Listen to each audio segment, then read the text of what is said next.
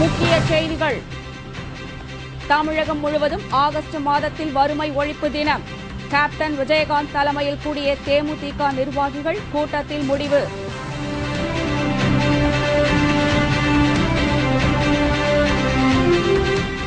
அதிமுக எம்பிக்களிடம் பிரணாப்பிற்கு வாக்களிக்க பேரம்.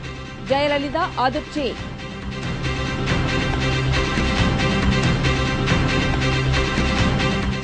கர்நாடக புதிய முதல்வராக இன்று பதவியேற்றார் ஜெகதீஷ் ஷெட்டர். ஆளுநர் பரத்வாஜ் பதவி பிரமாணம் செய்து வைத்தார்.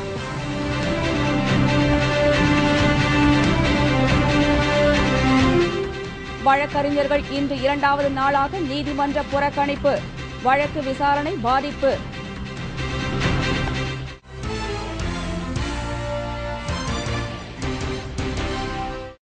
வணக்கம். விரிவான செய்திகள். தேமுதிக நிறுவன தலைவரும் சட்டமன்ற எதிர்க்கட்சித் தலைவருமான கேப்டன் விஜயகாந்த் தலைமையில் தேமுதிக மாவட்ட செயலாளர்கள் ஆலோசனைக் கூட்டம் நடைபெற்றது. சென்னை கோயம்பேட்டில் உள்ள தேமுதிக தலைமை அலுவலகத்தில் நடைபெற்ற இந்த ஆலோசனைக் கூட்டத்தில் கழகத்தின் 8ஆம் ஆண்டு துவக்க விழா மற்றும் கேப்டன் விஜயகாந்தின் பிறந்த நாளை வறுமை ஒழிப்பு தினமாக சிறப்பாக கொண்டாடுவது குறித்தும் ஆலோசிக்கப்பட்டது.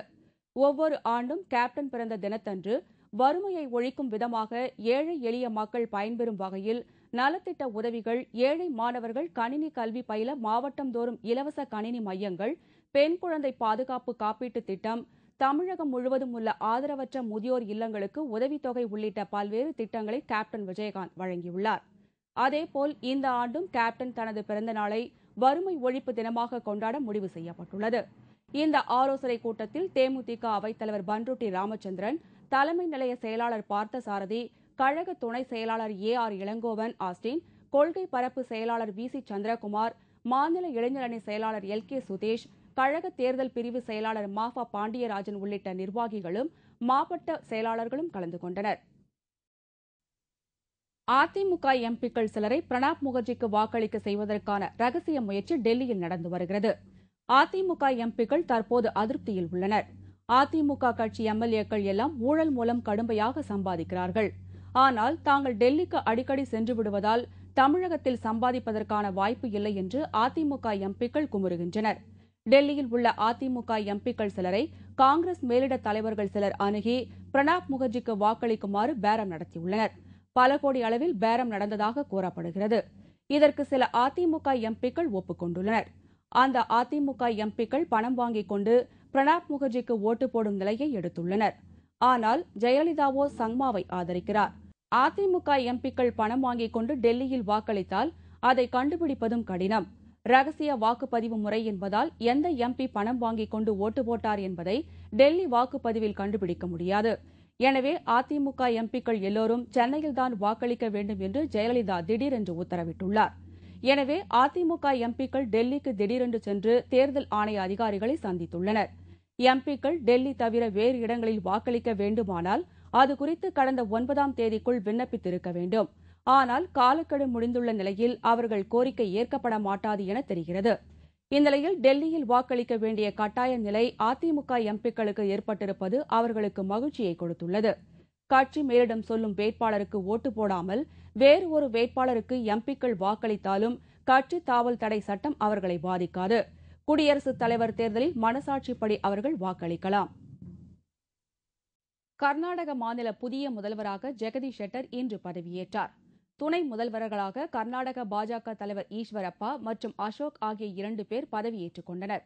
கர்நாடக அரசியலில் எடியூரப்பா கொடுத்து வந்த நெருக்கடிக்கு தலை சாய்த்த பாஜக மேலிடம் அவரது ஆதரவாளரான ஜெகதீஷ் ஷெட்டரை முதலமைச்சராக்க முடிவு செய்து அதற்கு ஒப்புதல் அளித்தது. அதன்படி முதலமைச்சராக இருந்த சதானந்த கவுடா நேற்று தனது பதவியை ராஜினாமா செய்தார். இதைத் தொடர்ந்து ஜெகதீஷ் ஷெட்டர் கர்நாடகாவின் புதிய முதலமைச்சராக இன்று பதவியேற்றார். அவருக்கு ஆளுநர் பரத்வாஜ் பதவி பிரமாணம் செய்து வைத்தார். ಜಗದೀಶ್ ಶೆಟ್ಟರ್ ಎಂಬ ಹೆಸರಿನ ನಾನು ಕಾನೂನಿನ ಮೂಲಕ ಸ್ಥಾಪಿತವಾದ ಭಾರತದ ಸಂವಿಧಾನದ கர்நாடக பாஜக தலைவர் ஈஸ்வரப்பா மற்றும் அசோக் ஆகிய இருவர் துணை முதல்வர்களாக பதவியேற்றுக் கொண்டனர். அவர்களுடன் 10 பேர் அமைச்சர்களாக பதவியேற்றார்கள். மேலும் கவுடா அமைச்சரவையில் இருந்த 21 பேர் அமைச்சர்களாக நீடிப்பார்கள் என தெரிகிறது. மாநில பாஜக தலைவர் பதவியை அனந்தகுமாருக்கு கொடுப்பது என்றும் அவர் வகித்து வரும் பாஜக பொதுச் செயலாளர் பதவியை முதல்வர் பதவியை இழந்த சதானந்தா கவுடாவிற்கு வழங்கவும் பாஜக ஆலோசித்து வருவதாக கூறப்படுகிறது. குடியரசு துணைத் தலைவர் தேர்தல் குறித்து ஆலோசிக்க நாளை மறுநாள் நடைபெறவுள்ள ஐக்கிய முற்போக்கு கூட்டணி கட்சிகளின் கூட்டத்தில் மம்தா பானர்ஜியின் திரிணாமுல் காங்கிரஸ் கட்சி பங்கேற்க உள்ளது. குடியரசுத் தலைவர் தேர்தல் நெருங்கிக் கொண்டிருக்கும் நேரத்தில் குடியரசு துணைத் தலைவர் தேர்தல் வேட்பாளர் குறித்து ஆலோசிக்க வரும் 14ஆம் தேதி ஐக்கிய முற்போக்கு கூட்டணி கட்சிகளின் கூட்டம் நடைபெறவுள்ளது. இந்நிலையில் ஐக்கிய முற்போக்கு கூட்டணி கட்சிகளின் கூட்டத்தில் திரிணாமுல் காங்கிரஸ் கட்சி சார்பில் மத்திய ரயில்வே துறை அமைச்சர் முகுல் ராய் கலந்து கொள்வார் என்று மம்தா பானர்ஜி தெரிவித்துள்ளார்.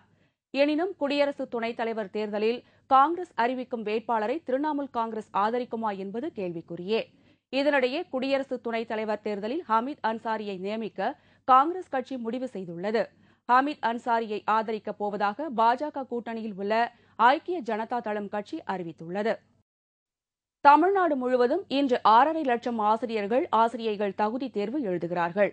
மத்திய அரசு கொண்டு வந்துள்ள இலவச கட்டாய கல்வி சட்டத்தின்படி இடைநிலை ஆசிரியர்களுக்கும் பட்டதாரி ஆசிரியர்களுக்கும் தகுதி தேர்வு கட்டாயமாக்கப்பட்டுள்ளது. இந்த தகுதி தேர்வில் தேர்ச்சி பெற்றால்தான் பள்ளிகளில் ஆசிரியராக பணியாற்ற முடியும். தமிழக அரசை பொறுத்தவரையில் இடைநிலை ஆசிரியர் நியமனத்தை தகுதி தேர்வில் தேர்ச்சி பெற்றவர்களை கொண்டு மாநில பதிவு மூப்பு அடிப்படையிலும் பட்டதாரி ஆசிரியர்கள் தகுதி தேர்வு மதிப்பெண்ணை கொண்டு நியமிக்க முடிவு செய்துள்ளது. சுமார் 18,000 பட்டதாரி ஆசிரியர் பணியிடங்களையும் 5,000 இடைநிலை ஆசிரியர் இடங்களையும் நிரப்பும் வகையில் ஆசிரியர் தேர்வு வாரியம் தகுதி தேர்வுக்கான அறிவிப்பை வெளியிட்டது. இந்நிலையில் ஆசிரியர் தகுதி தேர்வு சென்னை உட்பட தமிழகம் முழுவதும் 1027 இடங்களில் இன்று நடைபெற்று வருகிறது. 4,75,000 ஆசிரியர்கள் உட்பட 6.5 லட்சம் பேர் தேர்வு எழுதுகிறார்கள். தேர்வு பணியில் 55,000 பேர் ஈடுபடுத்தப்பட்டுள்ளனர். காலை 10:30 மணி முதல் நண்பகல் 12 மணி வரை இடைநிலை ஆசிரியர்களுக்கும் பிற்பகல் 2:30 மணி முதல் மாலை 4 மணி வரை பட்டதாரி ஆசிரியர்களுக்கும் தேர்வு நடைபெறுகிறது. சென்னையில் எழும்பூர் மாநில பெண்கள் மேல்நிலைப் பள்ளி, வேப்பேரி பெண்டிங் மேல்நிலைப் பள்ளி உட்பட 78 மையங்களில் தேர்வு நடக்கிறது. ஜயான் மெட்ரிகுலேஷன் ஸ்கூலில் டீச்சராக ஒர்க் பண்ணிட்டு இருக்கேன். இன்றைக்கி தமிழ்நாடு அரசு ஆசிரியர்களுக்காக டிஇடி எக்ஸாம் எழுதுறதுக்காக இங்கே வந்திருக்கேன். நல்லா ப்ரிப்பேர் பண்ணிட்டு வந்திருக்கேன். டெஃபினட்டாக பாஸ் ஆகிடுவேன்னு சொல்லிட்டு நம்பிக்கையோடு வந்திருக்கேன். தேர்வு அறையினுள் செல்போன், கால்குலேட்டர் உட்பட மின்னணு சாதனங்களை கொண்டு செல்ல தடை விதிக்கப்பட்டுள்ளது. மாற்றுத்திறனாளிகள் மற்றும் பார்வையற்றோர்கள் தேர்வு எழுத சிறப்பு ஏற்பாடுகள் செய்யப்பட்டுள்ளன. ஆசிரியர் தகுதி தேர்வால் தமிழகம் மற்றும் புதுச்சேரியில் உள்ள அனைத்து பள்ளிகளுக்கும் விடுமுறை அளிக்கப்பட்டுள்ளது. மத்திய அரசின் உயர்கல்வி குறித்த சட்ட மசோதாவிற்கு எதிர்ப்பு தெரிவித்து தமிழகம் முழுவதிலும் வழக்கறிஞர்கள் இன்று 2வது நாளாக போராட்டத்தில் ஈடுபட்டதால் நீதிமன்ற பணிகள் பாதிக்கப்பட்டன. இந்திய நீதிமன்றங்களில் வெளிநாட்டில் பயின்ற வழக்கறிஞர்கள் வாதாடுவதை அனுமதிக்க வழி செய்யும் வகையில் புதிய சட்ட மசோதாவை மத்திய அரசு கொண்டுவர திட்டமிட்டுள்ளது. இந்த மசோதாவிற்கு எதிராக நாடு முழுவதும் உள்ள வழக்கறிஞர்கள் நீதிமன்ற புறக்கணிப்பில் ஈடுபட்டுள்ளனர். புதிய சட்ட மசோதாவால் நாடு முழுவதும் உள்ள வழக்கறிஞர்களின் சுதந்திரம் மீது மறைமுக தாக்குதல் நடத்தப்படுவதாக வழக்கறிஞர்கள் குற்றம் சாட்டியுள்ளனர். பீகார் மாநிலம் பாட்னாவில் நடைபெற்ற போராட்டத்தின் போது வழக்கறிஞர்கள் சட்ட மசோதாவை எதிர்த்து தங்கள் எதிர்ப்பை வெளிப்படுத்தினர். மத்திய மனிதவள மேம்பாட்டுத்துறை அமைச்சர் கபில் சிபலுக்கு எதிராக அவர்கள் கண்டன கோஷங்களையும் எழுப்பினர்.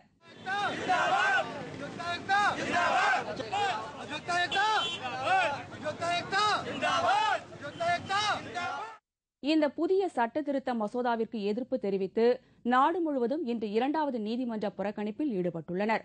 நாடு முழுவதும் சுமார் 17 லட்சத்திற்கும் மேற்பட்ட வழக்கறிஞர்கள் இன்றும் நீதிமன்ற புறக்கணிப்பில் ஈடுபட்டனர். கன்னியாகுமரி மாவட்டத்தில் 2000 வழக்கறிஞர்கள் இன்று 2வது நாளாக நீதிமன்றத்தை புறக்கணித்து போராட்டத்தில் ஈடுபட்டுள்ளனர். இந்த புறக்கணிப்பு போராட்டத்தால் நீதிமன்ற பணிகள் முற்றிலுமாக பாதிக்கப்பட்டது.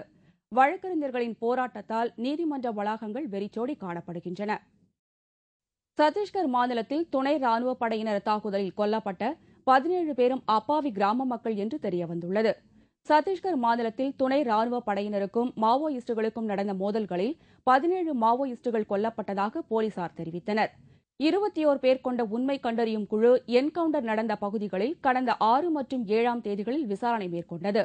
அந்த குழுவின் அறிக்கைப்படி கொல்லப்பட்டவர்கள் அனைவரும் அப்பாவி கிராம மக்கள் என்று தெரிவிக்கப்பட்டுள்ளது. துணை ராணுவப் படையினர் தாக்குதலில் ஈடுபட்ட போது அப்பகுதியில் மாவோயிஸ்டுகள் யாரும் இல்லை என்று தெரிகிறது. போலீஸ் காவலில் தாம் கடுமையான சித்திரவதைகளுக்கு உட்படுத்தப்பட்டதாக தடகள வீராங்கனை பிங்கி பிராமணிக் புகார் தெரிவித்துள்ளார். ஆசிய பெண்கள் விளையாட்டுப் போட்டியில் தங்கப்பதக்கம் வென்ற பெண் மேற்கு வங்கத்தைச் சேர்ந்தவர் பிங்கி பிராம்னிக். இவர் பெண் அல்ல, ஆண் என்று இப்போது தெரிவிக்கப்பட்டுள்ளது. ஒரு பெண்ணை பாலியல் பலாத்காரம் செய்ததாக பிங்கி மீது புகார் கூறப்பட்டது. அவர் கைது செய்யப்பட்டார். ஜாமீனில் விடுதலையான பின்னர் செய்தியாளர்களிடம் பேசிய அவர், மருத்துவ பரிசோதனைக்கு வர மறுத்த தம்மை போலீசார் துன்புறுத்தி அழைத்துச் சென்றதாக கூறியுள்ளார். தம்முடைய கைகளையும் கால்களையும் கட்டி பாலின சோதனைக்கு போலீசார் உட்படுத்தியதாக அவர் தெரிவித்துள்ளார். தாம் கதறி அழுததை பொருட்டாகவே கருதாமல் போலீசார் தம்மிடம் முரட்டுத்தனமாக நடந்து கொண்டதாகவும் பிங்கி பிராம்னிக் குறிப்பிட்டுள்ளார். இதனிடையே போலீஸ் காவலில் பிங்கி பிராம்னிக் சித்திரவதைக்கு உட்படுத்தப்பட்டதற்கு விளையாட்டு வீராங்கனைகள் பலரும் கண்டனம் தெரிவித்துள்ளனர். ஆசிய விளையாட்டுப் போட்டிகளில் தங்கப்பதக்கம் வென்ற பிங்கி பிராம்னிக் ஒரு ஆண் என்று ஒரு மாதத்திற்கு முன்னர் பரபரப்பான குற்றச்சாட்டு சுமத்தப்பட்டது. அத்துடன் தம்மை பிங்கி பிராம்னிக் பாலியல் பலாத்காரம் செய்ததாக பெண் ஒருவர் குற்றம் சாட்டினார். இதன் அடிப்படையில் பிங்கி பிராம்னிக்கை கைது செய்த போலீசார் அவரை மருத்துவ பரிசோதனைக்கும் உட்படுத்தினர். அதில் பிங்கி உடலில் ஆண்களுக்கான குரோமோசோம்கள் இருப்பது கண்டுபிடிக்கப்பட்டது. அதே சமயம் பிங்கியால் உடல் ரீதியில் பெண் ஒருவரை பாலியல் பலாத்காரம் செய்ய இயலாது என்று நீதிபதி தெரிவித்துள்ளது குறிப்பிடத்தக்கது. தமிழகத்தில் தென்மேற்கு பருவமழை தீவிரமடைந்ததையொட்டி பல இடங்களில் பலத்த மழை பெய்து வருகிறது. ஆண்டுதோறும் மே மாதம் இறுதியில் துவங்கும் தென்மேற்கு பருவமழை இந்த ஆண்டு தாமதமாக தொடங்கியது. எதிர்பார்த்த அளவிற்கு மழையின் அளவு இல்லாததால் தமிழகத்தின் பெரும்பாலான நீர்நிலைகளில் நீர்மட்டம் வேகமாக குறைந்தது. இந்நிலையில் கடந்த ஆண்டுகளை விட 23% மழை குறைவாக பெய்துள்ளது என்று இந்திய வானிலை ஆய்வு மையம் தெரிவித்துள்ளது. இந்த சூழலில் இந்திய வானிலை ஆய்வுக் கழகத்தின் அதிகாரிகளுடன் மத்திய வேளாண் துறை அமைச்சர் சரத்பவார் மற்றும் உணவு அமைச்சர் KV தாமஸ் பருவமழை குறித்து ஆலோசனை நடத்தினர்.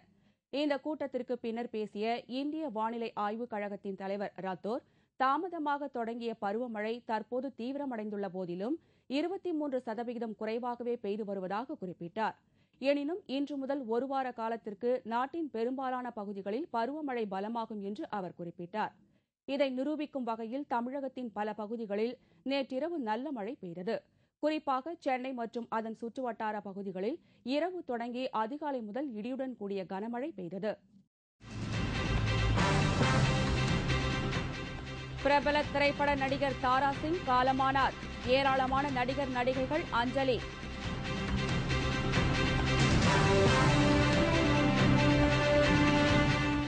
கோவைக்கு கடத்தி வரப்பட்ட 60 கிலோ கஞ்சா பறிமுதல்.